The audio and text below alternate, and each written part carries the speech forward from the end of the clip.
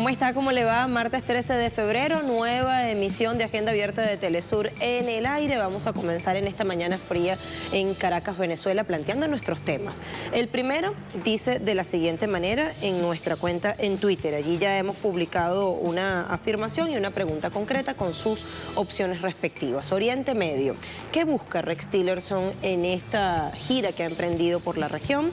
Dividir más la región, nuestra primera opción. Restaurar alianzas guerreristas, lucha contra el terrorismo, negocios petroleros.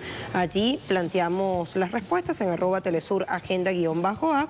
Luego, usted lo sabe, hacemos contacto directo con nuestros corresponsales en lugares donde se está produciendo información que seguramente a usted le interesa. Desde este lunes y hasta el 16 de febrero, La Habana, Cuba, es escenario del Congreso Universidad 2018. Es un encuentro en el cual participan 2.500 delegados, tanto de la mayor de las Antillas como del resto del mundo, así que tendremos la actualización en vivo y directo.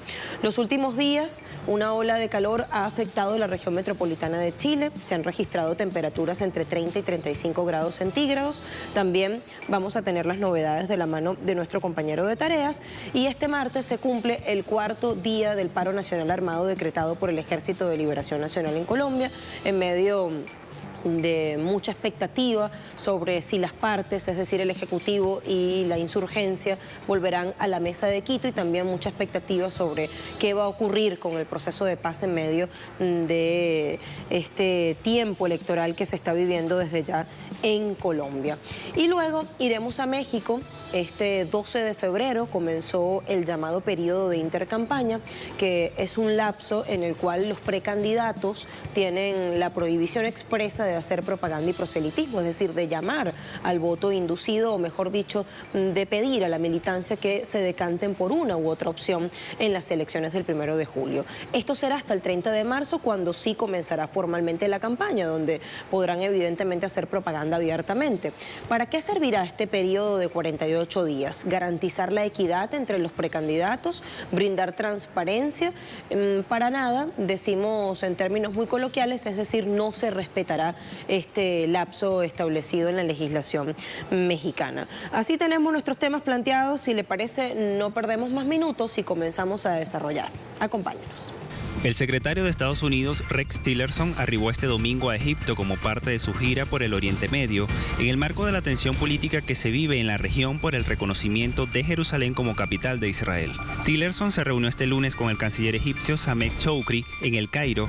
La gira del secretario estadounidense se extenderá por Jordania, Kuwait, Líbano y Turquía, donde conversará con líderes y mandatarios. La visita del secretario de Estados Unidos inició un día después de que Israel llevara a cabo una serie de ataques aéreos en Siria, al interceptar un dron iraní, y luego de que Egipto iniciara una ofensiva militar contra grupos terroristas en Sinaí y Delta del Nilo. El Departamento de Estados Unidos informó que la gira de Tillerson también tratará asuntos de intereses de la región referentes a Siria. Uno de los puntos más críticos en la gira de Tillerson será su paso por Turquía, que mantiene acciones militares contra los kurdos, quienes están respaldados por Estados Unidos. El secretario estadounidense finalizó una gira por 5 países de Latinoamérica, en la que mantuvo una agenda injerencista para alentar acciones contra Venezuela. Este martes, en Agenda Abierta, en compañía de nuestros invitados, analizamos qué busca Estados Unidos, qué hay detrás de esta gira.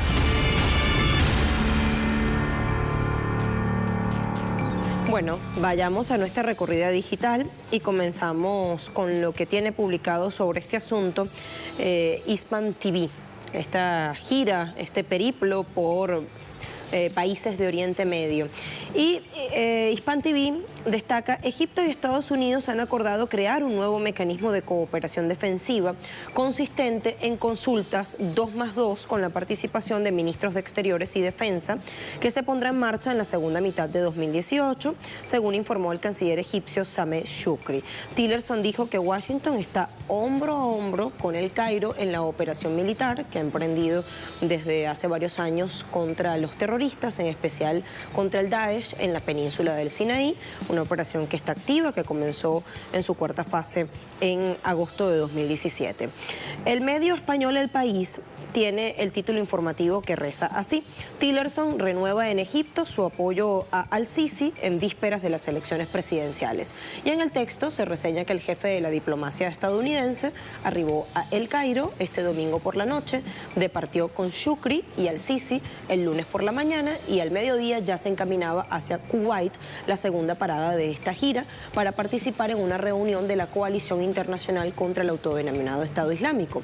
Dijo Rex Tillerson: nosotros siempre hemos abogado por elecciones libres, transparentes y justas, no solo en Egipto, sino en cualquier país. Eso respondía diplomáticamente a una pregunta que le hacía un periodista sobre la credibilidad o no de los comicios que se celebrarán prontamente en Egipto en tiempos de pre-campaña, pero muy cuestionada. La agencia Europa Press publica: Ejército de Egipto anuncia la muerte de 10 terroristas y la detención de 400 sospechosos en el Sinaí. Un comunicado emitido por el ejército reseña que han sido desarticulados 79 artefactos explosivos de fabricación artesanal, así como han sido incautados 6 vehículos y 13 motocicletas sin matrícula, según informa el medio local Al-Haram. Esto a propósito de la operación Derecho del Mártir, lanzada en septiembre de 2015, cuya cuarta fase, como ya reseñábamos, comenzó en agosto pasado. Luego nos vamos al medio mexicano, El Universal: Estado Islámico pide boicotear con ataques elecciones en Egipto. Volvemos al mismo punto, tiene que ver con lo electoral. Reseña este portal web que el grupo terrorista autodenominado Estado Islámico, a través de una grabación, de un material audiovisual, advierte que ningún ciudadano debe presentarse en los centros de votación y en otros lugares relacionados con los comicios. Así lanza esta amenaza. Luego nos vamos al penúltimo sitio web, Agencia de Prensa F, que titula: Tillerson, Corea del Norte sabe qué tiene que hacer para abrir el diálogo. Este portal publica declaraciones ofrecidas por Tillerson durante su estancia en El Cairo.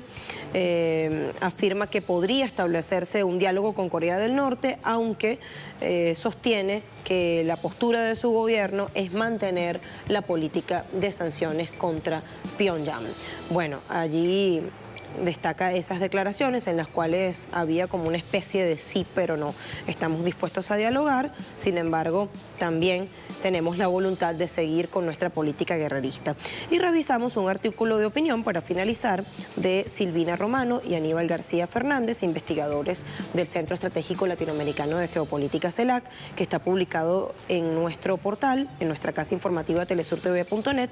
Tiene por título: Tillerson en América Latina, el hombre serio de Trump actualiza doctrinas neocoloniales. Y vaya que nos da luces este titular. A propósito de la gira por Oriente Medio de Rex Tillerson, este texto de opinión hace una especie de resumen de su paso por Latinoamérica y el Caribe, porque es preciso preguntarnos de qué viene Tillerson y en qué está en este momento, y además de quién estamos hablando cuando decimos Rex Tillerson. En cada una de sus paradas por nuestra región abordó como tema medular o neurálgico situación política en Venezuela, con amenazas muy claras contra la nación bolivariana, arremetió contra su gobierno constitucional y dejó clara la postura de Estados Unidos de no reconocer unas elecciones presidenciales en esta nación suramericana. Por eso es que nos llama la atención su declaración diplomática respecto a las elecciones de Egipto, que el gobierno de Estados Unidos apoya en todo momento y en cualquier país del mundo elecciones claras, libres y transparentes. ¿Qué hay de Venezuela?, nos preguntamos. Bueno, luego preciso agregar estos datos con un mapa incluido. El secretario de Estado de Estados Unidos, Rex Tillerson, exactamente llegaba el jueves a Egipto, o el fin de semana llegaba a Egipto, iniciaba su gira así por distintas naciones de Oriente Medio, y entonces veamos parte del itinerario, mejor dicho, la ruta que va a cumplir. ¿Cuáles son las escalas? Bueno, la primera ha sido El Cairo, capital egipcia. Desde allí va a Kuwait, después a la capital jordana de Amán, También se dirigirá al Líbano o a el Líbano. Allí será recibido por el presidente Michel Aoun y por el primer ministro Saad Hariri. Y tiene previsto Tillerson finalizar su recorrido en Turquía, gobierno con el cual hay en este momento muchas tensiones por el conflicto que se ha presentado en la ciudad siria de Afrin, en esta localidad fronteriza donde se ha abierto un nuevo frente de guerra para Siria. En la previa de su arribo a Egipto, el secretario de Estado de Estados Unidos, el ministro de Relaciones turco el ministro de Relaciones Exteriores de Turquía, Mevlut Cavusoglu, aseguraba que las relaciones entre Washington y Ankara están en un punto crítico. Este es un aspecto importante para analizar porque en conferencia de prensa, como les decíamos, en la víspera a la llegada de Egipto, a la llegada de Tillerson a Egipto, Cavusoglu decía: nosotros o arreglaremos las relaciones o se arruinará todo en relación al vínculo bilateral. Bueno, esta declaración en este tono que estamos viendo ahí en pantalla, según lo expresan las palabras, según lo dejan entrever estas palabras, nosotros o arreglamos las relaciones o se arruina todo junto. Decía, es importante que restablezcamos los lazos antes de que entremos al punto de no retorno. Las tensiones entre Turquía y Estados Unidos, entre sus respectivos gobiernos, como decíamos, están en un momento en un punto máximo. A propósito de la relación de Ankara contra tropas kurdas, el canciller turco dijo exactamente: no queremos promesas de Estados Unidos, nosotros queremos pasos concretos. Para nosotros hay que restaurar la confianza perdida para poder discutir temas con Estados Unidos. Así de tajante lo planteó. Bueno, allí lo tenemos y esto sin duda que nos sirve de insumo para analizar, y en esta oportunidad lo vamos a hacer con Iñaki Gil de San Vicente, analista internacional, exponente del pensamiento crítico e intelectual vasco. Además es articulista, columnista habitual de medios internacionales como Hispan TV y también de nuestra casa telesurtv.net. ¿Cómo está, Iñaki? Gracias por concedernos este tiempo. Muy bien, muchas gracias. Quiero consultarle primero qué es lo que está buscando Washington en Oriente Medio con esta gira que inauguró en Egipto, dando su apoyo a Abdel Fattah al-Sisi en tiempos de una cuestionada precampaña electoral. Es decir, ¿cuáles son sus intereses a este punto del camino? Por cierto, viene de recortar fondos a Egipto por una supuesta colaboración con Corea del Norte. Quiero que nos dé su impresión, su análisis al respecto. Bueno, a nivel inmediato, urgente, lo primero que quiere buscar es confirmar a Egipto, a la dictadura militar de Egipto, que Estados Unidos es la garantía que tiene la dictadura militar para continuar en el poder en una situación donde el malestar popular no solamente está representado por corrientes fundamentalistas islámicas, sino por un malestar popular muy fuerte que tiene una amplitud de proyectos, una amplitud de alternativas, muchas de ellas de una democracia radical, que es precisamente a lo que contra la que se impuso el golpe militar, ¿no? Tendríamos que hacer un análisis más detenido de Egipto porque veríamos, descubriríamos una resistencia popular compleja, muy rica en contenidos democráticos, con una participación interna activa muy potente de sectores juveniles, de sectores de mujeres jóvenes que empiezan ya a sumarse a todo el movimiento mundial de mujeres trabajadoras jóvenes que se está produciendo en todo el mundo, etcétera. Entonces, el primer objetivo, el inmediato de Tillerson en este viaje es garantizar a la dictadura militar que, independientemente de lo que pase, van a tener el apoyo incondicional de Estados Unidos, claro, con algunas obligaciones, ¿no? Una pequeñita puede ser, pues, el tema ese que se comenta sobre Corea, ¿no? Otra pequeñita puede ser el control de las relaciones con Palestina para que no ayuden a Palestina, ¿no? Otra puede ser la garantía que den a Israel de que en ningún momento Egipto se va a mantener neutral en un conflicto de Israel con Líbano, o de Israel con Palestina, o de Israel con Siria, etcétera, ¿no? Esto es, digamos, es el objetivo, y sobre todo y también fundamentalmente una relación económica, porque la economía de Egipto no está muy boyante y está internamente tocada, ¿no? Yo creo que es el primer inmediato objetivo. Este inmediato objetivo se conecta con otro, que es el mediato, el segundo objetivo. No es casualidad que vaya a visitar a dos aliados estratégicos de la dinámica histórica del imperialismo británico y el imperialismo norteamericano en la zona, que son Kuwait y Jordania, ¿no? Jordania tiene un papel clave en el control de Palestina indirectamente y ayudando directamente a Palestina, y a Israel, y Kuwait tiene también un papel clave en asegurar una situación de orden en la producción de petróleo y de gas a nivel mundial, ¿no? Por eso precisamente vino aquella guerra criminal en su momento, ¿no? Y va a asegurar estas dos piezas claves y va a presentar una tríada, Egipto, Jordania y Kuwait, como uno de los sostenes básicos de su política en el área. Y a partir de aquí va a hacer dos contactos muy delicados, que es uno, Líbano. Líbano es en estos momentos una pieza muy apetecida por Israel y por Arabia Saudí.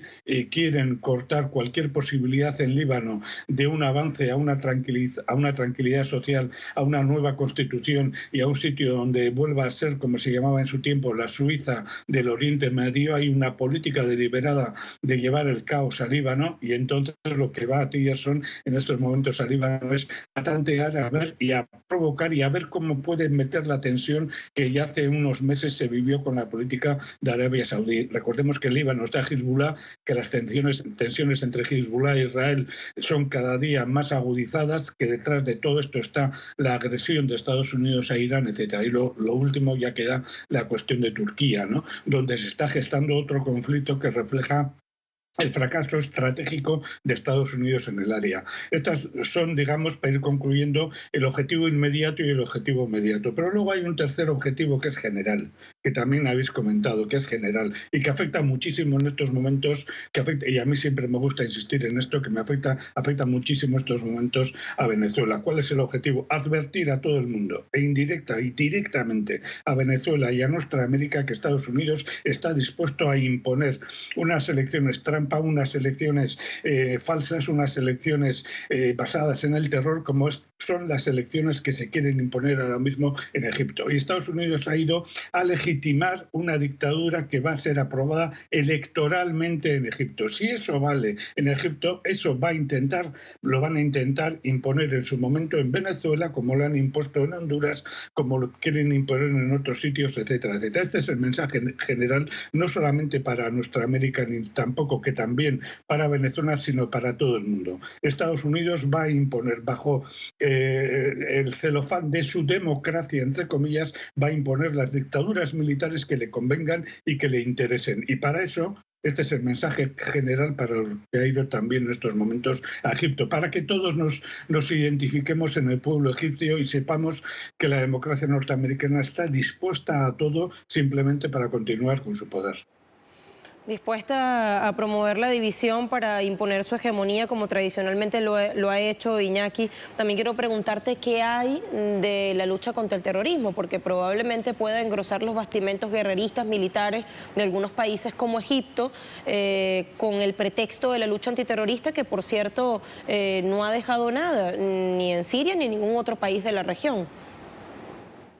Eso es secundario. Bueno, es secundario, no, es uno de los instrumentos que utiliza desde hace mucho tiempo, y no solamente desde la creación de Al-Qaeda, uno de los instrumentos que utiliza el imperialismo. Ya la OTAN, cuando se fundó aquí en Europa en el año 1948, una de las cosas que empezó es a desarrollar organizaciones terroristas, tanto en el interior de Europa Occidental como en el interior de Europa Oriental, en el interior, por ejemplo, de Checoslovaquia, de Yugoslavia, de Ucrania, etcétera. Ha sido permanente esta provocación del terrorismo. En el caso concreto de Oriente Medio, no solamente está el terrorismo de ISIS, de Daesh, hay otros terrorismos como Al-Nusra y otras organizaciones que incluso pueden ir cambiando de nombre. Ahora, en estos momentos, Estados Unidos está procediendo a crear espacios libres, una especie de Guantánamo, a crear espacios libres dentro de Siria para organizar nuevas organizaciones terroristas, cuando ha visto que la dinámica que cuando quiso acabar con Al-Qaeda acabó, le asesinó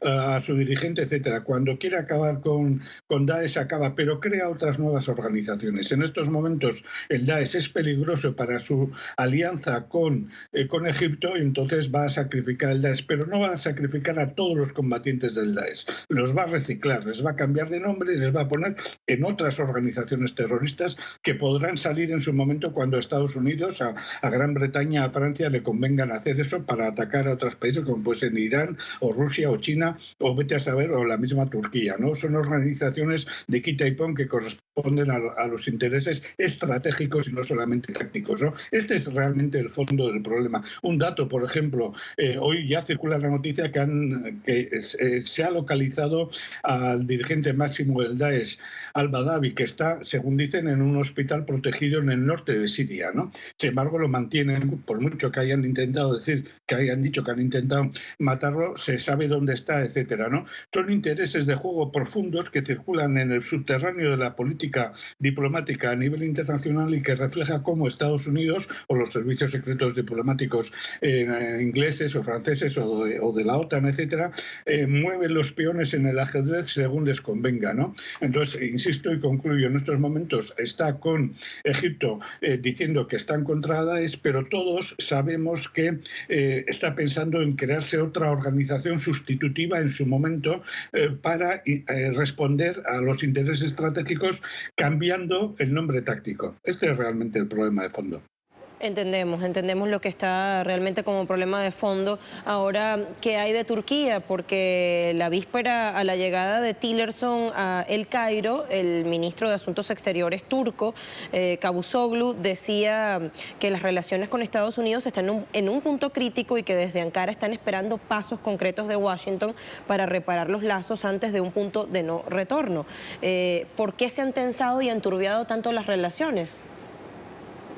Bueno, yo creo que Turquía está en una situación cogida en una tenaza, con dos pinzas de acero. Por una parte, la tenaza, la pinza de acero que va creciendo, que es todo el eje de la nueva ruta de la seda que está desde Irán, China, Rusia, se ha metido ahora, ha pedido su entrada en todo ese pacto, ha pedido su entrada en Pakistán, que está muy quemada con todas las manipulaciones de Estados Unidos. Es posible que Siria se sume a toda esa dinámica que va consiguiendo incluso más países en otras partes. Está la batalla, por ejemplo, que no podemos analizar ahora, el conflicto con la India, las presiones norteamericanas para que la India no se sume decididamente a esa dinámica, que es el peligro estratégico que en estos momentos a medio plazo afecta al dominio del imperialismo occidental en el mundo. Esa presión va atenazando a Turquía. Luego hay otra presión que son las exigencias de la OTAN, ¿no? Y en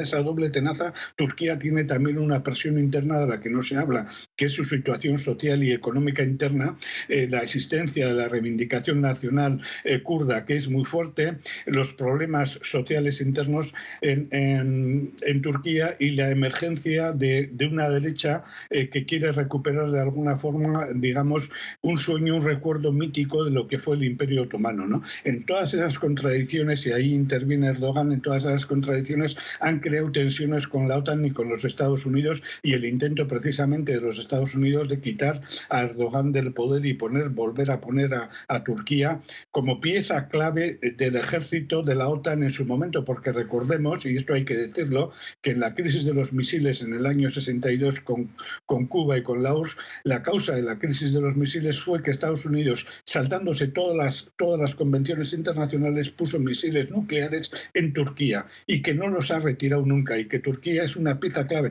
y que es el segundo ejército más poderoso de la OTAN en estos momentos, ¿no? Esa tenaza está llevando a Turquía a una situación límite, más la resistencia kurda, más las luchas dentro de Siria, más la victoria del pueblo sirio en la guerra reciente, y entonces, como sea, las fracciones internas que siguen a Erdogan están buscando, como sea, un pacto con Estados Unidos para tener un tiempo de respiro y a ver cómo salen en ese problema externo e interno en el que está metido un país que en estos momentos prácticamente está, digamos, cazado por un montón de contradicciones internas y externas que realmente están buscando un poco de oxígeno, ¿no? Y yo creo que Tillerson va precisamente a negociar ese oxígeno que necesitan dentro de un panorama en el cual, en ese panorama, Estados Unidos ha obtenido un fracaso estratégico y quiere recuperar su dominio.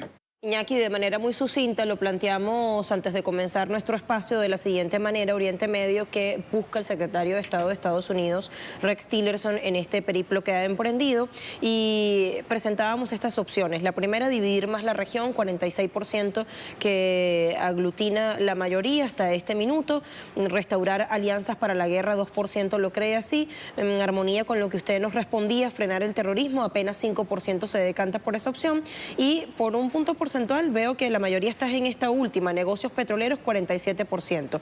Bueno, así está la respuesta, o así está el parecer de nuestra audiencia, de quien nos sintoniza a esta hora. Iñaki Gil de San Vicente, muchísimas gracias por atendernos.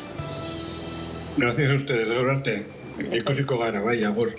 Hasta pronto. Despedimos analista internacional, intelectual vasco, columnista habitual de medios como Hispan TV y telesurtv.net, Iñaki Gil de San Vicente. Y hacemos nuestra primera pausa en la agenda abierta, y a la vuelta otros temas. Vamos a tener el contacto directo con nuestros corresponsales. Venimos.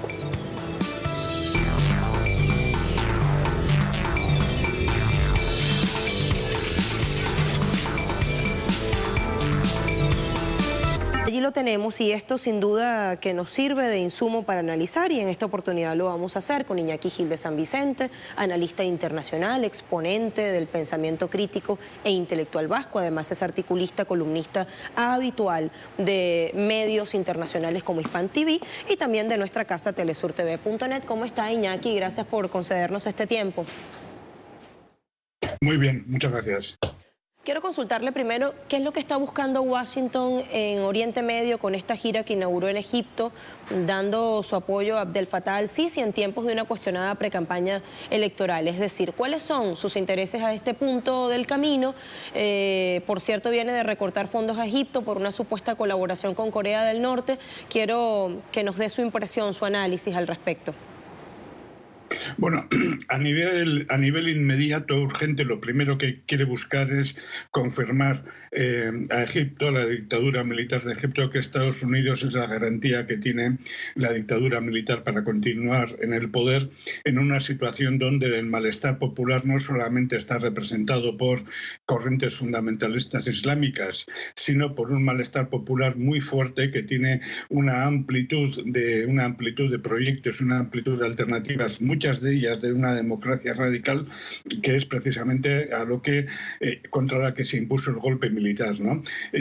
Tendríamos que hacer un análisis más detenido de Egipto, porque veríamos, descubriríamos una resistencia popular compleja, muy rica en contenidos democráticos, con una participación interna activa muy potente de sectores juveniles, de sectores de mujeres jóvenes que empiezan ya a sumarse a todo el movimiento mundial de mujeres trabajadoras jóvenes que se está produciendo en todo el mundo, etcétera. Entonces, el primer objetivo, el inmediato de Tillerson en este viaje, es garantizar a la dictadura militar que, independientemente de lo que pase, van a tener el apoyo incondicional de Estados Unidos, claro, con algunas obligaciones, ¿no?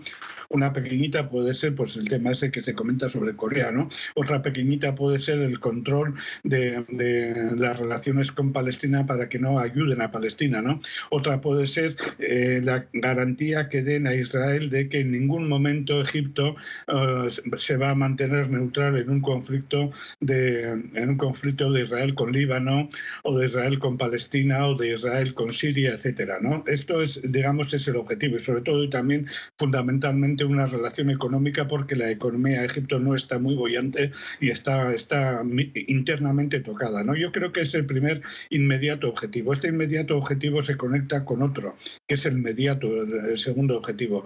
No es casualidad que vaya a visitar a dos aliados estratégicos de la dinámica histórica del imperialismo británico y el imperialismo norteamericano en la zona, que son Kuwait y Jordania, ¿no? Jordania tiene un papel clave en el control de Palestina indirectamente y ayudando directamente a Palestina, a Israel, y Kuwait tiene también un papel clave en asegurar una situación de orden en la producción de petróleo y de gas a nivel mundial, ¿no? Por eso precisamente vino aquella guerra criminal en su momento, ¿no? Y va a asegurar estas dos piezas claves y va a presentar una tríada, Egipto, Jordania y Kuwait, como uno de los sostenes básicos de su política en el área. Y a partir de aquí va a hacer dos contactos muy delicados, que es uno, Líbano. Líbano es en estos momentos una pieza muy apetecida por Israel y por Arabia Saudí.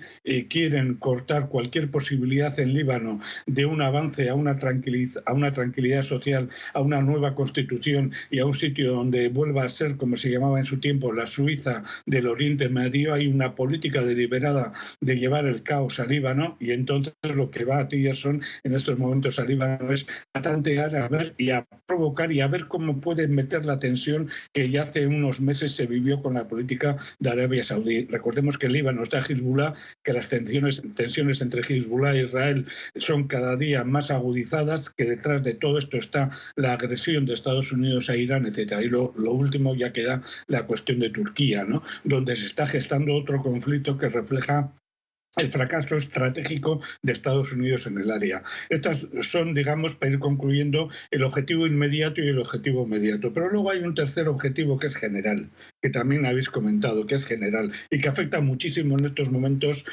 y a mí siempre me gusta insistir en esto, que me afecta muchísimo en estos momentos a Venezuela. ¿Cuál es el objetivo? Advertir a todo el mundo, indirecta y directamente a Venezuela y a nuestra América, que Estados Unidos está dispuesto a imponer unas elecciones trampa, unas elecciones falsas, unas elecciones basadas en el terror, como son las elecciones que se quieren imponer ahora mismo en Egipto. Y Estados Unidos ha ido a legitimar una dictadura que va a ser aprobada electoralmente en Egipto. Si eso vale en Egipto, eso lo van a intentar imponer en su momento en Venezuela, como lo han impuesto en Honduras, como lo quieren imponer en otros sitios, etcétera, etcétera. Este es el mensaje general, no solamente para nuestra América, ni tampoco que también para Venezuela, sino para todo el mundo. Estados Unidos va a imponer, bajo el celofán de su democracia, entre comillas, va a imponer las dictaduras militares que le convengan y que le interesen. Y para eso, este es el mensaje general para el que ha ido también en estos momentos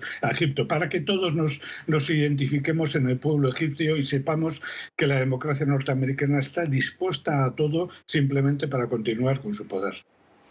Dispuesta a promover la división para imponer su hegemonía como tradicionalmente lo ha hecho Iñaki. También quiero preguntarte qué hay de la lucha contra el terrorismo, porque probablemente pueda engrosar los bastimentos guerreristas militares de algunos países como Egipto, con el pretexto de la lucha antiterrorista, que por cierto no ha dejado nada, ni en Siria ni en ningún otro país de la región.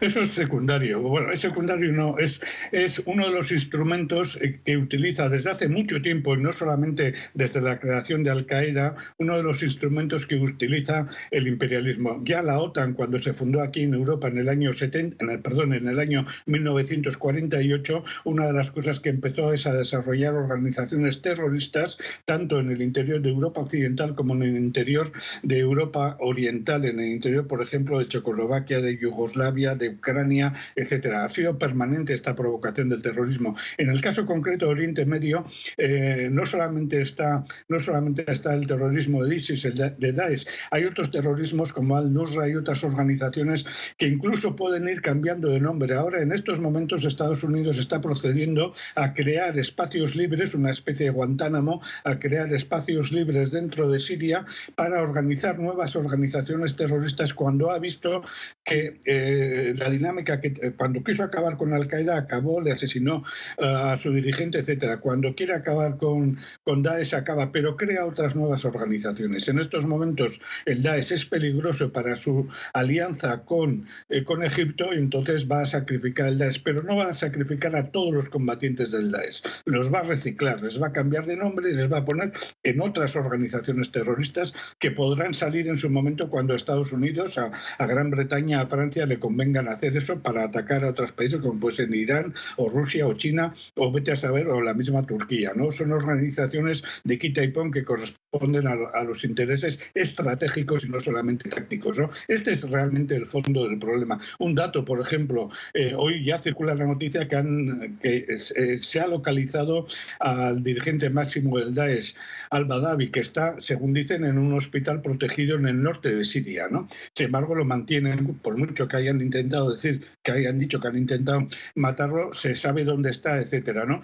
Son intereses de juego profundos que circulan en el subterráneo de la política diplomática a nivel internacional y que refleja cómo Estados Unidos o los servicios secretos diplomáticos ingleses o franceses o de la OTAN, etcétera, mueven los peones en el ajedrez según les convenga, ¿no? Entonces, insisto y concluyo, en estos momentos está con Egipto diciendo que están contra Daesh, pero todos sabemos que está pensando en crearse otra organización sustitutiva en su momento para responder a los intereses estratégicos cambiando el nombre táctico. Este es realmente el problema de fondo.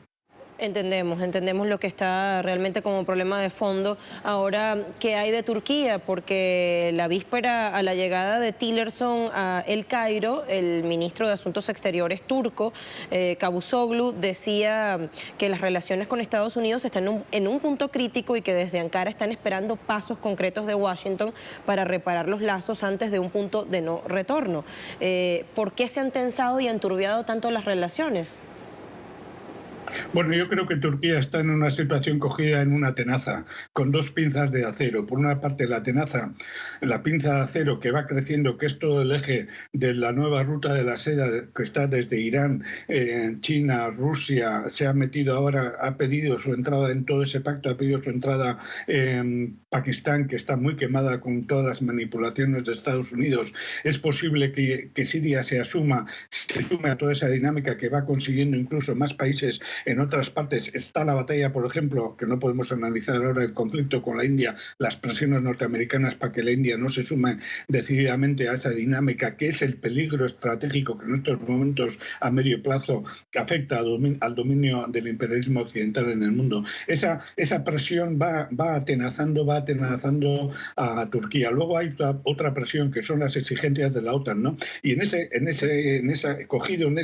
esa doble tenaza, Turquía tiene también una presión interna de la que no se habla, que es su situación social y económica interna, la existencia de la reivindicación nacional kurda, que es muy fuerte, los problemas sociales internos en Turquía y la emergencia de una derecha que quiere recuperar de alguna forma, digamos, un sueño, un recuerdo mítico de lo que fue el Imperio Otomano, ¿no? En todas esas contradicciones, y ahí interviene Erdogan, en todas esas contradicciones han creado tensiones con la OTAN y con los Estados Unidos, y el intento precisamente de los Estados Unidos de quitar a Erdogan del poder y volver a poner a Turquía como pieza clave del ejército de la OTAN en su momento, porque recordemos, y esto hay que decirlo, que en la crisis de los misiles en el año 62 con Cuba y con la URSS, la causa de la crisis de los misiles fue que Estados Unidos, saltándose todas las convenciones internacionales, puso misiles nucleares en Turquía y que no los ha retirado nunca, y que Turquía es una pieza clave y que es el segundo ejército más poderoso de la OTAN en estos momentos, ¿no? Esa tenaza está llevando a Turquía a una situación límite, más la resistencia kurda, más las luchas dentro de Siria, más la victoria del pueblo sirio en la guerra reciente, y entonces, como sea, las fracciones internas que siguen a Erdogan están buscando, como sea, un pacto con Estados Unidos para tener un tiempo de respiro y a ver cómo salen en ese problema externo e interno en el que está metido un país que en estos momentos prácticamente está, digamos, cazado por un montón de contradicciones internas y externas que realmente están buscando un poco de oxígeno, ¿no? Y yo creo que Tillerson va precisamente a negociar ese oxígeno que necesitan dentro de un panorama en el cual, en ese panorama, Estados Unidos ha obtenido un fracaso estratégico y quiere recuperar su dominio.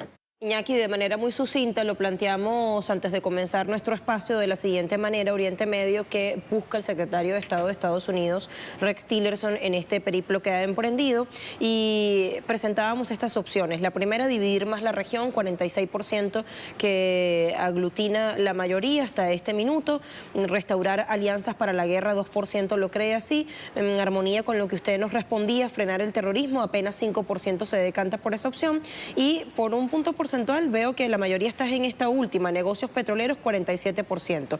Bueno, así está la respuesta, o así está el parecer de nuestra audiencia, de quien nos sintoniza a esta hora. Iñaki Gil de San Vicente, muchísimas gracias por atendernos. Gracias a ustedes, de verdad. Ecosiko gara, vaya, agur.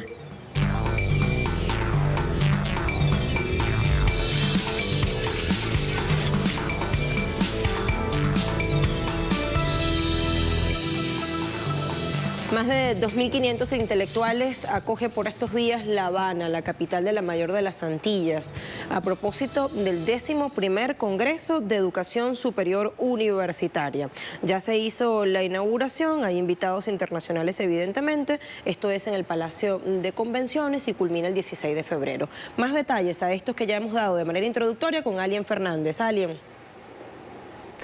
Hola, buenos días. Efectivamente, el Congreso Internacional Universidad 2018 ya comenzó en Cuba. Fue durante la jornada de ayer, la jornada inaugural en el Teatro Carlos Marx de la capital cubana, pero hoy en el Palacio de Convenciones de acá de La Habana van a comenzar los debates, el intercambio entre académicos, profesores, personalidades del sector universitario de América Latina, el Caribe y de otras partes del mundo. Estamos hablando de un gran evento con la asistencia de representantes de más de 60 países. Hay unos 900 delegados cubanos y más de 2.000 delegados de otras naciones de todo el mundo. Los países más representados: Nicaragua, Panamá, México, Brasil, y los temas fundamentales van a centrar sobre la agenda de desarrollo hasta el año 2030 diseñada por la Organización de las Naciones Unidas y cómo desde la investigación, desde la ciencia, los académicos, los profesores universitarios pueden contribuir a que se cumplan estas metas que se han trazado los gobiernos en torno a las ideas diseñadas por la Organización de las Naciones Unidas. Durante la jornada de apertura ofreció una conferencia magistral el ministro cubano de Educación Superior, José Ramón Saborido, quien hablaba del empeño de Cuba por continuar desarrollando el sector universitario, las universidades, en un contexto en el que se actualiza el modelo económico cubano, y el aporte de la ciencia, de la investigación, también son elementos importantes a tener en cuenta por los decisores en el país. También hablaba de los desafíos de las universidades en la región para lograr tener un sistema gratuito, de calidad, un sistema público, algo que no está logrado en la mayoría de las naciones de América Latina y el Caribe. Hablaba del empeño de la mayor de las Antillas, por ejemplo, cuando ponía el dato de que desde el triunfo de la revolución y hasta la fecha se han graduado más de 500,000 de profesionales. Se va a hablar también durante la jornada de hoy de la utilidad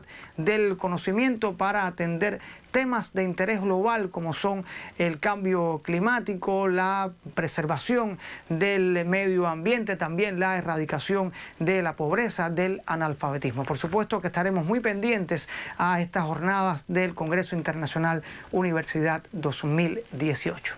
Gracias, Alien. Ahora nos vamos al Pacífico con Francisca Castillo, quien conecta con nosotros desde Chile. Hay una ola de calor que se ha registrado en los últimos días que está afectando a la región metropolitana.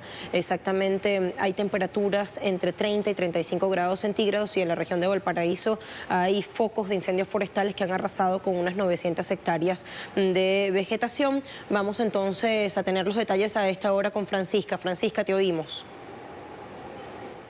¿Cómo están? Muy buenos días. Nos contactamos para dar algunas informaciones de lo que ha sido esta oleada de calor que ha afectado la zona centro-sur de nuestro país. Una oleada que comenzó el domingo pasado y donde ya se han registrado temperaturas que han alcanzado los 37 grados, pero se espera que ya mañana miércoles 14 de febrero esto vaya disminuyendo. Una oleada que más allá de los malestares que le ha generado a la población, ha tenido como gran consecuencia un centenar de focos de incendios forestales en diferentes partes de Chile, particularmente desde la región de Valparaíso hasta la región de la Araucanía.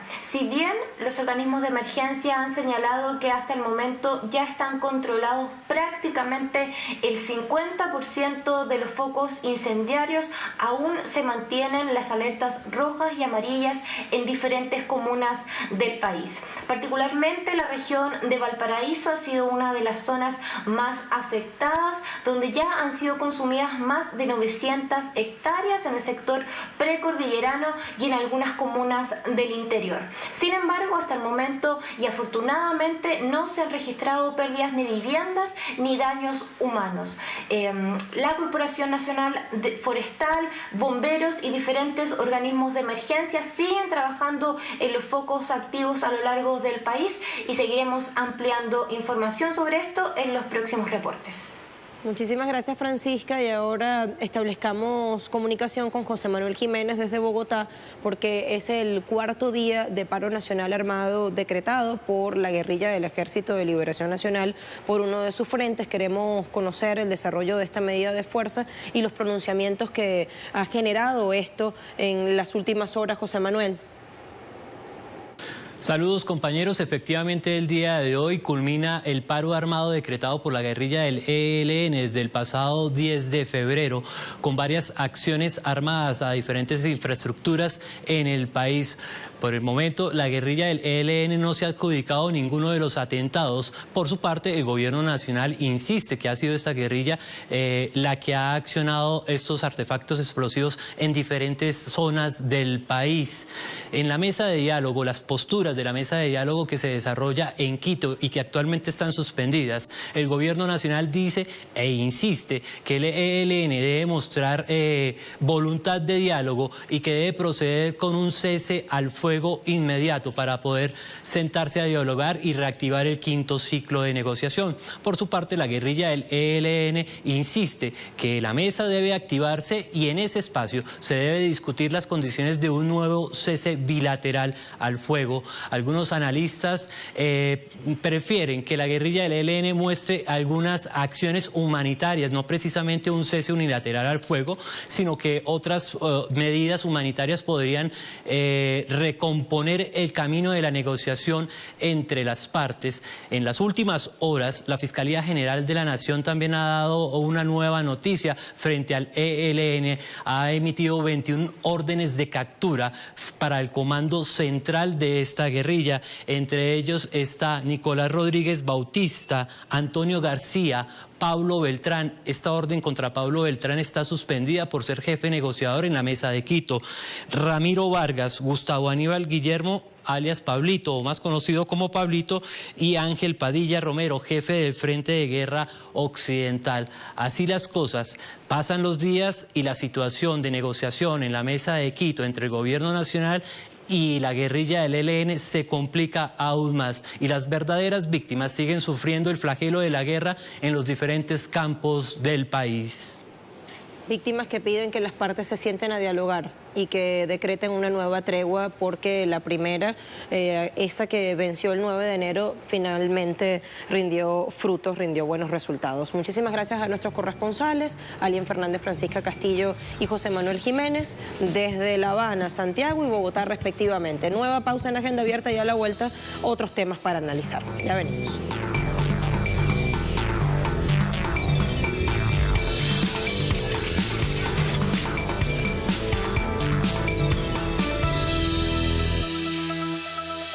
Más de 2.500 intelectuales acoge por estos días La Habana, la capital de la mayor de las Antillas, a propósito del 11º Congreso de Educación Superior Universitaria. Ya se hizo la inauguración, hay invitados internacionales evidentemente, esto es en el Palacio de Convenciones y culmina el 16 de febrero. Más detalles a estos que ya hemos dado de manera introductoria con Alien Fernández. Alien. Hola, buenos días. Efectivamente, el Congreso Internacional Universidad 2018 ya comenzó en Cuba. Fue durante la jornada de ayer, la jornada inaugural en el Teatro Carlos Marx de la capital cubana, pero hoy en el Palacio de Convenciones de acá de La Habana van a comenzar los debates, el intercambio entre académicos, profesores, personalidades del sector universitario de América Latina, el Caribe y de otras partes del mundo. Estamos hablando de un gran evento con la asistencia de representantes de más de 60 países. Hay unos 900 delegados cubanos y más de 2.000 delegados de otras naciones de todo el mundo. Los países más representados: Nicaragua, Panamá, México, Brasil, y los temas fundamentales van a centrar sobre la agenda de desarrollo hasta el año 2030 diseñada por la Organización de las Naciones Unidas y cómo desde la investigación, desde la ciencia, los académicos, los profesores universitarios pueden contribuir a que se cumplan estas metas que se han trazado los gobiernos en torno a las ideas diseñadas por la Organización de las Naciones Unidas.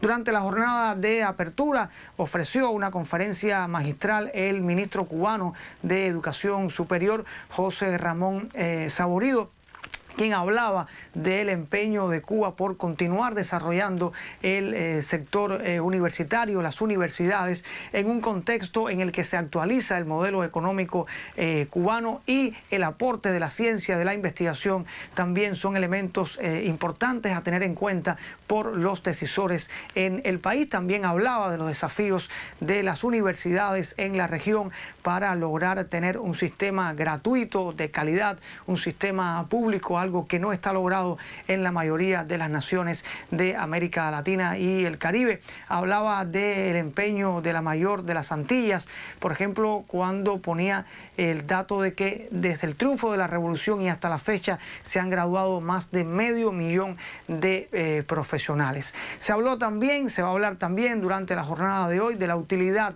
del conocimiento para atender temas de interés global como son el cambio climático, la preservación del medio ambiente, también la erradicación de la pobreza, del analfabetismo. Por supuesto que estaremos muy pendientes a estas jornadas del Congreso Internacional Universidad 2018. Y ahora nos vamos al Pacífico con Francisca Castillo, quien conecta con nosotros desde Chile. Hay una ola de calor que se ha registrado en los últimos días que está afectando a la región metropolitana. Exactamente, hay temperaturas entre 30 y 35 grados centígrados, y en la región de Valparaíso hay focos de incendios forestales que han arrasado con unas 900 hectáreas de vegetación. Vamos entonces a tener los detalles a esta hora con Francisca. Francisca, te oímos. ¿Cómo están? Muy buenos días. Nos contactamos para dar algunas informaciones de lo que ha sido esta oleada de calor que ha afectado la zona centro-sur de nuestro país. Una oleada que comenzó el domingo pasado y donde ya se han registrado temperaturas que han alcanzado los 37 grados, pero se espera que ya mañana miércoles 14 de febrero esto vaya disminuyendo. Una oleada que, más allá de los malestares que le ha generado a la población, ha tenido como gran consecuencia un centenar de focos de incendios forestales en diferentes partes de Chile, particularmente desde la región de Valparaíso hasta la región de la Araucanía. Si bien los organismos de emergencia han señalado que hasta el momento ya están controlados prácticamente el 50% de los focos incendiarios, aún se mantienen las alertas rojas y amarillas en diferentes comunas del país. Particularmente la región de Valparaíso ha sido una de las zonas más afectadas, donde ya han sido consumidas más de 900 hectáreas en el sector precordillerano y en algunas comunas del interior. Sin embargo, hasta el momento y afortunadamente no se han registrado pérdidas ni viviendas ni daños humanos.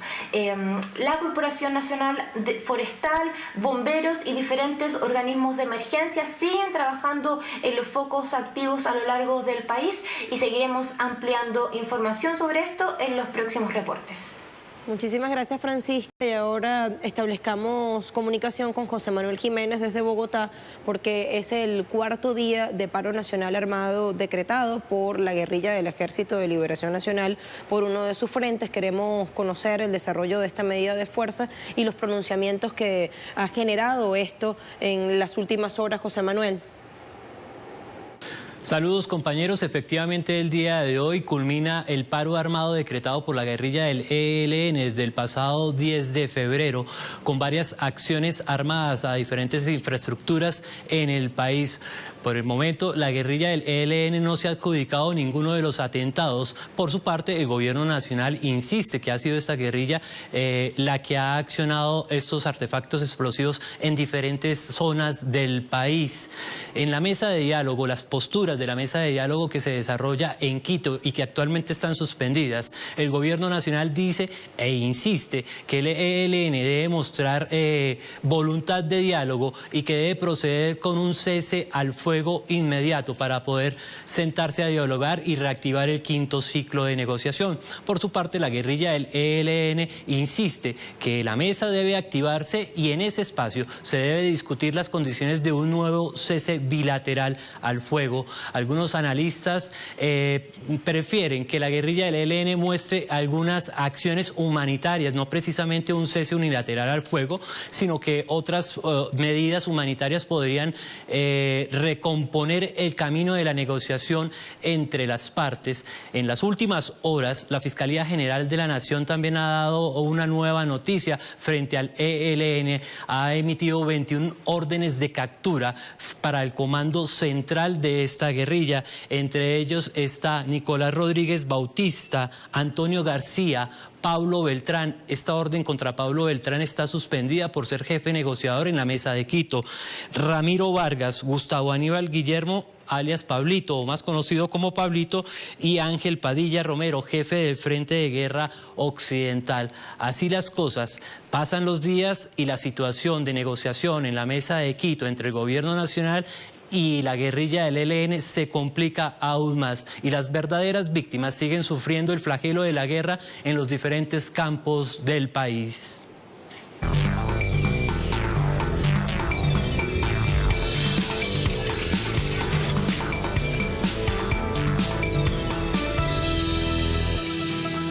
Comenzamos a desarrollar México, que ya empezamos a verla en clave electoral.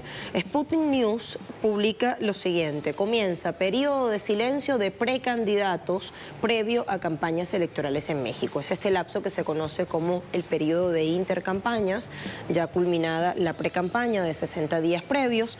Inició ese periodo de intercampaña el día lunes 12 de febrero, es decir, ayer, y en este no se establece otra cosa que la prohibición a los distintos aspirantes a los diferentes cargos públicos que se disputarán en los comicios de este 2018 a hacer propaganda política, es decir, hacer proselitismo. Esto durará 48 días continuos, será hasta el 30 de marzo cuando formalmente comience la campaña electoral. Lo que sí pueden hacer esos precandidatos es dar declaraciones a los medios de comunicación o a la prensa en general y también reuniones de carácter privado con sus compañeros de tolda, es decir, sus comilitantes o con sus seguidores, pero reuniones de carácter privado, nada de actos masivos o públicos en los cuales se haga un llamado expreso al voto. Luego tenemos el Universal de México, que publica lo siguiente: Peña Nieto pide a integrantes del gabinete vigilar y cumplir con la ley electoral.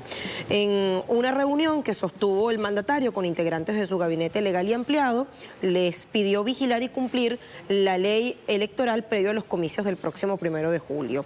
La Presidencia de la República informó que el Ejecutivo Federal ratificó su instrucción de cumplir y respetar la normativa legal que deberán observar todos los servidores públicos antes del proceso electoral en marcha. Un encuentro privado que tuvo lugar en la residencia oficial de Los Pinos. Allí estuvo con distintos secretarios, con distintos integrantes de su tren ministerial, es decir, y hubo una evaluación también de los avances de los compromisos presidenciales y de las tareas pendientes de su gobierno. Luego Luego tenemos el medio Proceso, que reseña en su título sobre este asunto focos de alarma en el gobierno de Peña por debilidad de José Antonio Meade en pre-campaña. En esta publicación se dan los datos de una encuesta que habla de la intención de voto y, bueno, la preocupación del presidente Peña Nieto no está en el vacío, porque en esos sondeos de opinión pública se habla o se refleja baja popularidad del precandidato presidencial de su tolda política, el PRI, José Antonio Meade Curribreña. Durante este periodo de precampaña pareciera que no logró aglutinar una buena cantidad de votantes en este periodo previo, visto lo que están reflejando las encuestas, que igual hay que mirar con mucha lupa. Portal Milenio destaca, en cambio, en precampaña, AMLO hizo casi el triple de eventos que Anaya del PAN y Meade del PRI.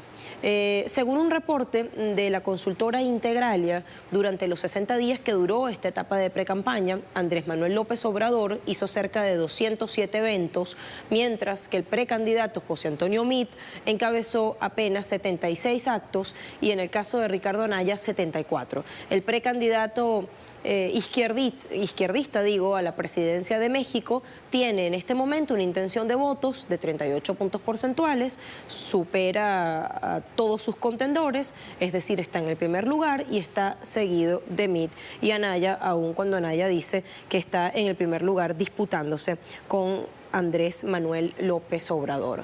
La Jornada de México destaca otro punto en el cual está el foco puesto: violencia en estados. Pero se dice que no afectará a los comicios del 1 de julio venidero.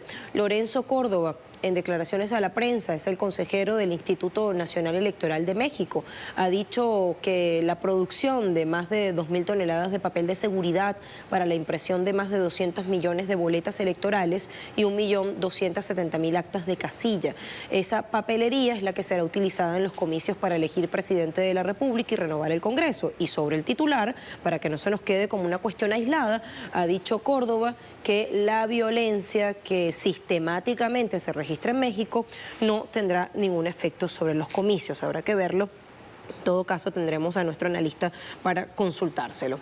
Y antes de que vayamos justamente a meternos en aguas profundas, a analizar este asunto, queremos repasar en qué consiste el proceso de intercampaña de este proceso electoral mexicano, que ya dábamos un adelanto de qué pueden y qué no pueden a grandes rasgos hacer los precandidatos. Informó el Instituto Nacional Electoral que desde el lunes 12 de febrero hasta el 29 de marzo, el proceso electoral entra en este llamado periodo de intercampaña, en el cual los precandidatos y los distintos partidos participantes no pueden hacer un llamado directo o expreso al voto. Entonces, ahondemos sobre lo que no pueden hacer los precandidatos. Según explicaba exactamente el consejero presidente del INE, Lorenzo Córdoba, los precandidatos no pueden aparecer en spot de radio y televisión, no pueden pagarlos ni tampoco que esto se concrete. También el llamado es a los medios, no pueden acudir a actos de proselitismo como mítines o marchas, movilizaciones masivas como explicábamos. Lo que sí pueden hacer son encuentros de tipo privado.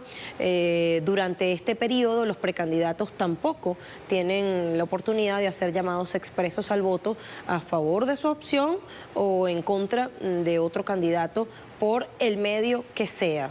No importa cuál medio de difusión. Luego, cuando decíamos, en este proceso de intercampaña, cuando decíamos lo que sí se puede hacer, bueno, hay determinadas actividades que sí están permitidas, como las reuniones privadas, pueden concurrir a medios de comunicación, pueden declarar a la prensa, pueden perfectamente ser entrevistados en distintos espacios de opinión, tienen permitido organizar y asistir a eventos o reuniones de carácter privado, para reiterar la idea. Bueno, hasta allí la información sobre lo que se puede y lo que no está permitido en este proceso de intercampaña. Vamos a tomarnos un minuto más y vamos a revisar ¿Qué dicen los sondeos que se están publicando previamente de cara a las próximas elecciones que tendrán lugar el 1 de julio de este año? Un promedio de 12 estudios de opinión pública ha hecho el diario El País de España. Según lo que reflejan estas encuestas, el líder del partido Movimiento Regeneración Nacional Morena, Andrés Manuel López Obrador, lidera las encuestas y obtendría 36,8% de los votos. Seguidamente, es decir, en el segundo lugar, en intención de voto, está el precandidato del Partido Acción Nacional PAN, Ricardo Anaya, quien lograría 27,4% de los sufragios. Y la tercera persona que figura con verdadera oportunidad de llegar al poder a 5 meses de las elecciones es el propuesto por el partido de gobierno, por el Partido Revolucionario Institucional PRIT, José Antonio Meade. Bueno, se dice que obtendría lo que vemos allí en la barrita azul, 24,7% de los votos el próximo 1 de julio. Bueno, distintos factores que están erigiéndose como determinantes en este proceso electoral. Y sobre eso le vamos a consultar en primer término a Ernesto Carmona, doctor en Relaciones Internacionales, que hoy nos acompaña en nuestra agenda abierta para justo eso, profundizar. Ernesto, ¿cómo está? La bienvenida y el agradecimiento. ¿Qué tal? Buenos días. Bueno, se habla en México de una institucionalidad agotada, sobre todo después de estos años de gobierno de Enrique Peña Nieto. Quiero preguntarle hoy día cuáles son los factores decisivos en los distintos procesos electorales de este 2018 en México. Bueno, yo creo que la elección de 2018 en México estamos en una elección bastante compleja, sobre todo por cómo se han armado las alianzas electorales y a pesar de que en algunos análisis se había hablado de que el tema iba a ser principalmente la corrupción, en otros iba a ser la derecha-izquierda, la tradicional diferencia de derechas e izquierdas. Al parecer ahora la elección en México se va a definir principalmente por un sentimiento adverso sobre ciertas posiciones ideológicas o sobre lo que representan ciertos candidatos. Hay evidentemente un sentimiento anti-PRI, que es el PRI es el partido que actualmente gobierna, y eso lo están capitalizando los candidatos opositores. Pero también por otro lado tenemos un candidato puntero, que es Andrés Manuel López Obrador, que tradicionalmente se ha calificado como un candidato de izquierda, que también despierta bastantes sentimientos polarizados y entonces tenemos por otro lado esa otra posición que yo creo va a definir la elección, que es el antiobradorismo, por así decirlo. Hay un sentimiento negativo contra este candidato que va a ser explotado por sus adversarios también. Sobre lo que señalaba sobre la institucionalidad agotada, me parece que en México la tenemos bastante difícil porque tenemos un árbitro electoral, que es el Instituto Nacional Electoral, que ha tenido muchas dificultades siempre desde hace ya 12 años para poder ser un árbitro imparcial y creíble, con la suficiente credibilidad para que los mexicanos confiemos en su resolución final. Prácticamente los candidatos de alguna u otra manera han desconfiado, han declarado su desconfianza sobre la actuación del INE, tanto los candidatos opositores como incluso el propio candidato oficial o el partido oficial han declarado que el INE no está suficientemente ejerciendo su papel de árbitro para controlar la contienda, los gastos de campaña, las campañas negras o campañas sucias. Evidentemente el día de la elección hay mucha desconfianza sobre lo que pueda hacer el INE para controlar los actos ilegales durante la elección e incluso después de la elección y en el conteo.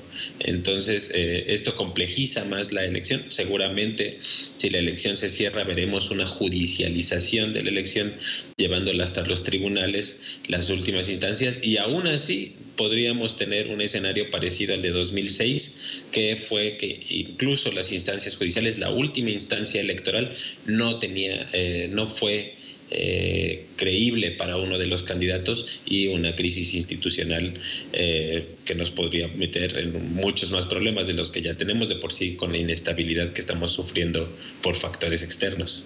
Le pregunto, ciertamente la oposición más gruesa está aglutinada en la opción de Andrés Manuel López Obrador, y le pregunto también qué es lo que está ofreciendo este candidato de izquierda en México para que esté de primero en las preferencias según esos sondeos, y si usted se confiaría en esos estudios de opinión pública, en esos resultados que estábamos dando de manera introductoria antes de ir al análisis con usted. Sí, definitivamente creo que ahora Andrés Manuel, por lo menos en las encuestas, aparece en los primeros lugares, en unas ventajas a veces hasta por 10 puntos. Sin embargo, este escenario también lo vivimos en 2006. Andrés Manuel tenía una ventaja holgada en aquel momento y una campaña de sus adversarios fue suficiente para colocarlo por lo menos en el empate y después poner en duda la elección o cerrar la elección. Ahora Andrés Manuel parece ofrecer una postura bastante ambigua para mi gusto en cuanto a muchas de la agenda de izquierda o que había tradicionalmente enarbolado a la izquierda, y ha ofrecido un pragmatismo abierto, a veces demasiado que pierde un poco la identidad. Uno de sus partidos con el que se ha aliado es un partido identificado con grupos religiosos que han enarbolado agendas de coartar libertades como la libertad de elección de género o la reproducción, la libertad reproductiva. Sin embargo, estos temas no aparecen en la agenda del candidato, aunque esta alianza está ahí, por ejemplo, pero no aparecen en la agenda explícitamente.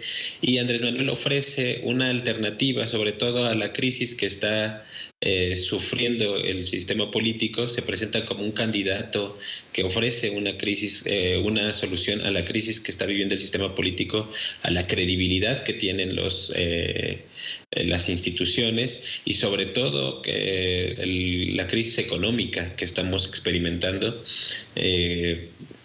y que a mucha gente en México le está haciendo perder posiciones, por así decirlo, en la escala social, por la inflación, también por la inseguridad y por otros factores, y Andrés Manuel se presenta como una alternativa a eso. Ahora bien, lo curioso es que también el candidato que más se le acerca por el momento es otro candidato opositor del Partido Acción Nacional, que es un partido identificado con la derecha y que ahora está aliado con un partido que solía ser de izquierda o se le identificaba como izquierda, que es el PRD.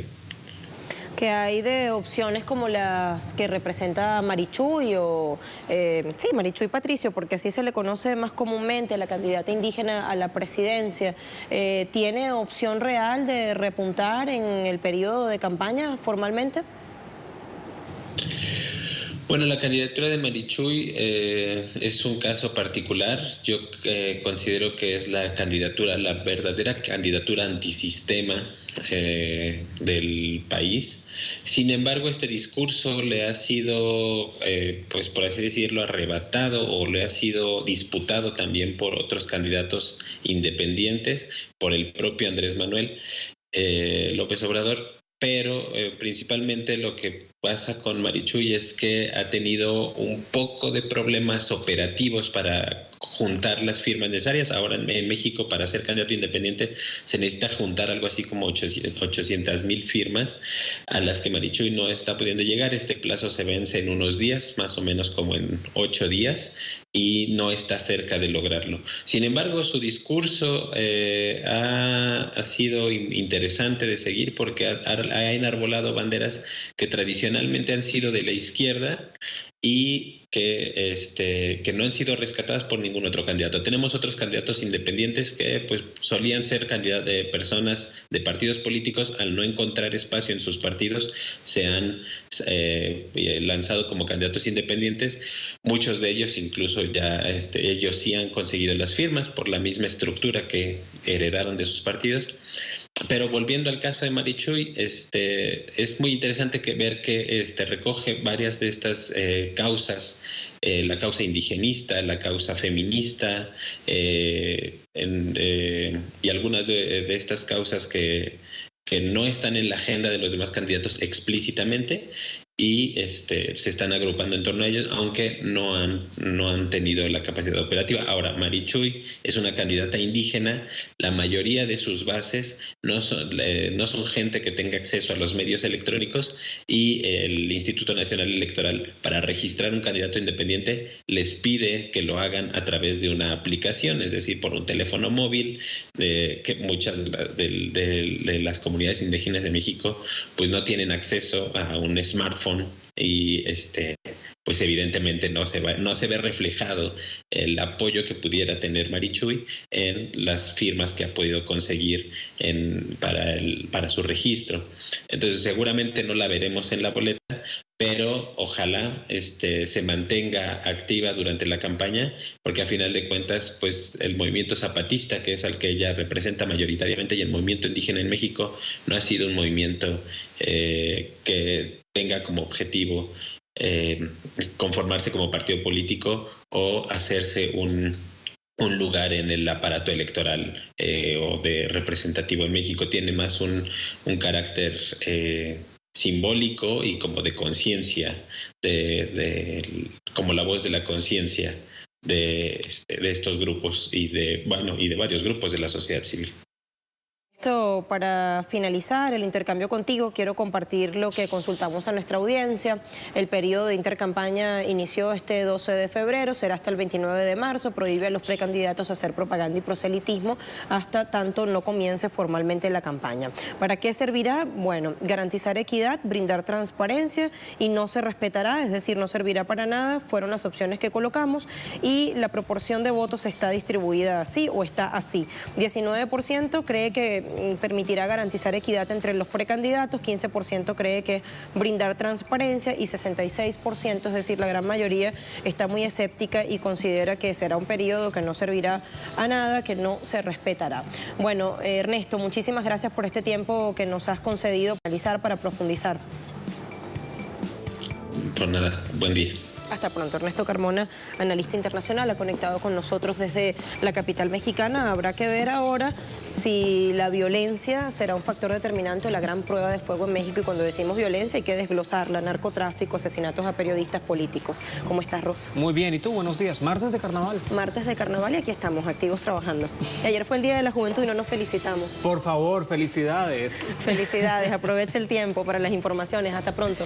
Y sobre eso le vamos a consultar en primer término a Ernesto Carmona, doctor en Relaciones Internacionales, que hoy nos acompaña en nuestra agenda abierta para justo eso, profundizar. Ernesto, ¿cómo está? La bienvenida y el agradecimiento. ¿Qué tal? Buenos días. Bueno, se habla en México de una institucionalidad agotada, sobre todo después de estos años de gobierno de Enrique Peña Nieto. Quiero preguntarle hoy día cuáles son los factores decisivos en los distintos procesos electorales de este 2018 en México.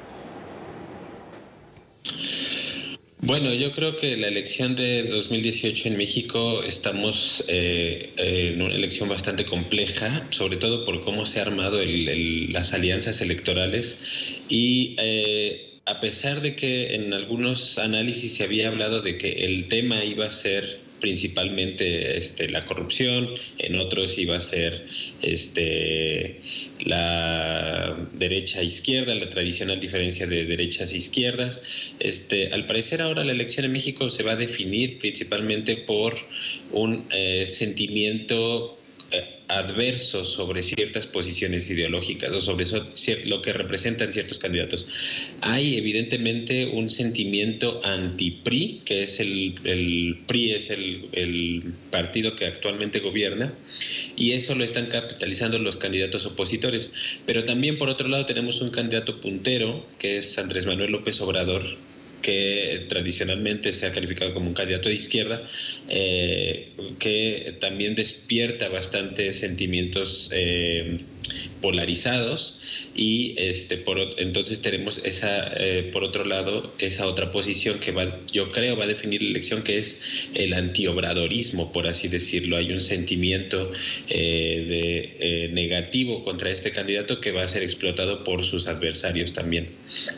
Sobre lo que señalaba sobre la institucionalidad agotada, me parece que en México la tenemos bastante difícil, porque tenemos un árbitro electoral, que es el Instituto Nacional Electoral, que ha tenido muchas dificultades siempre desde hace ya 12 años para poder ser un árbitro imparcial y creíble, con la suficiente credibilidad para que los mexicanos confiemos en su resolución final.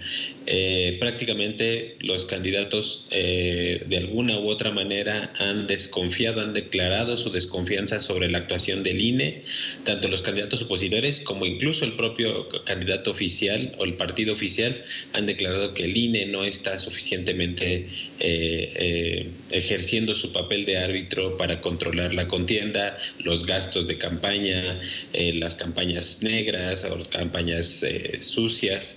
Evidentemente el día de la elección hay mucha desconfianza sobre lo que pueda hacer el INE para controlar los actos ilegales durante la elección e incluso después de la elección y en el conteo.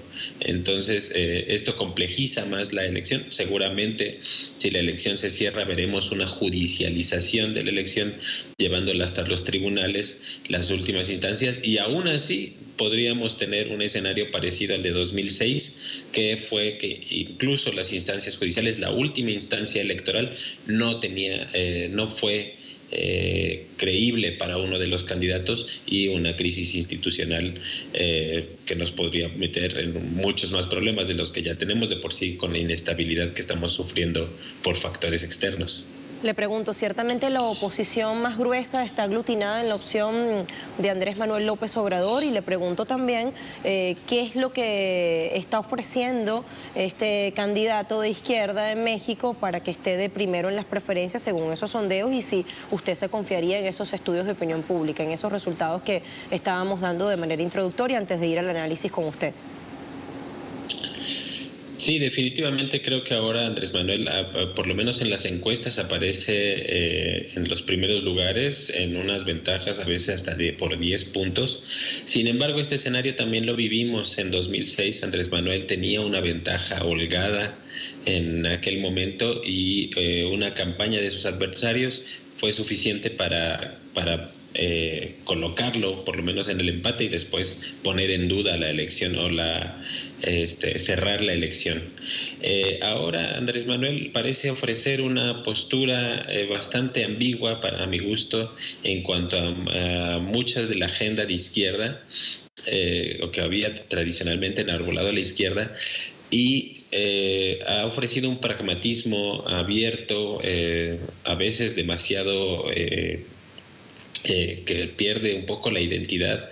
Uno de sus partidos con el que se ha aliado es un partido identificado con grupos religiosos que han enarbolado agendas de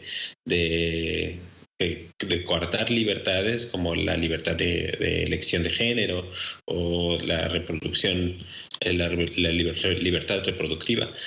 Sin embargo, estos temas no aparecen en la agenda del candidato, aunque esta alianza está ahí, por ejemplo, pero no aparecen en la agenda explícitamente.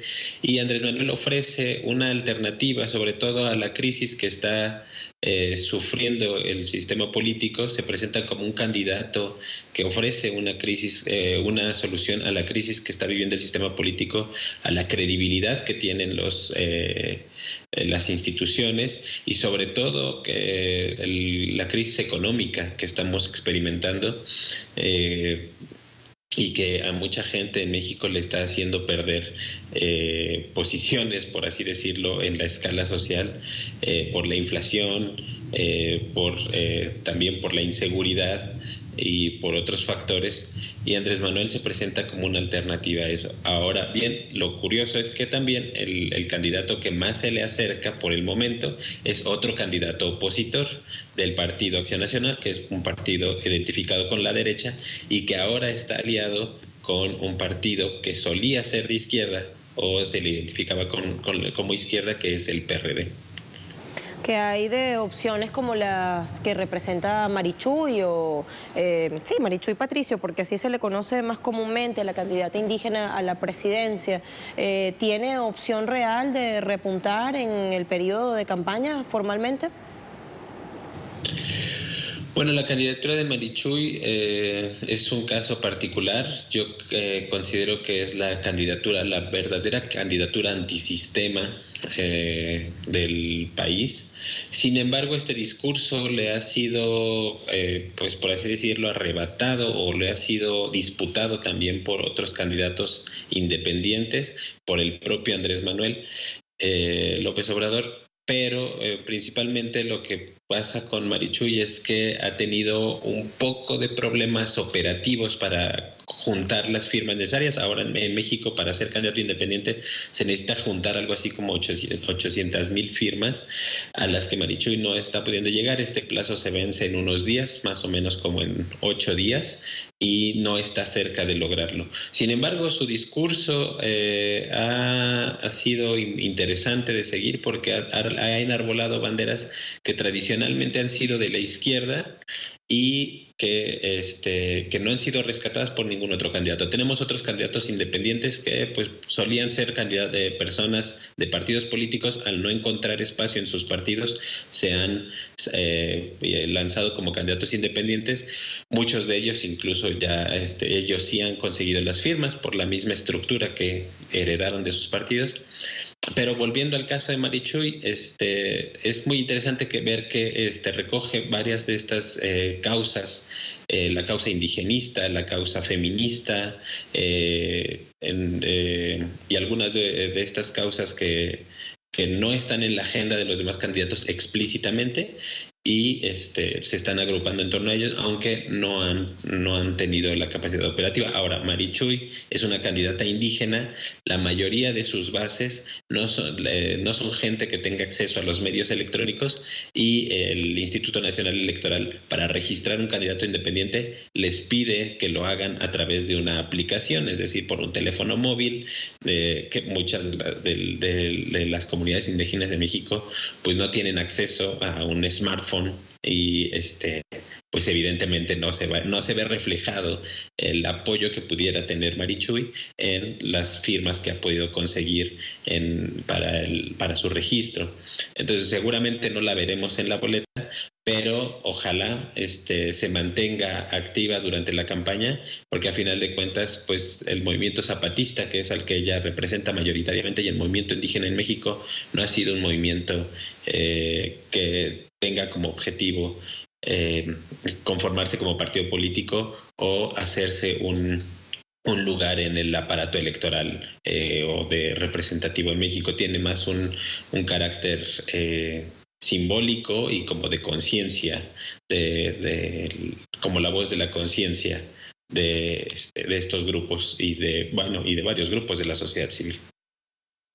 Para finalizar el intercambio contigo, quiero compartir lo que consultamos a nuestra audiencia.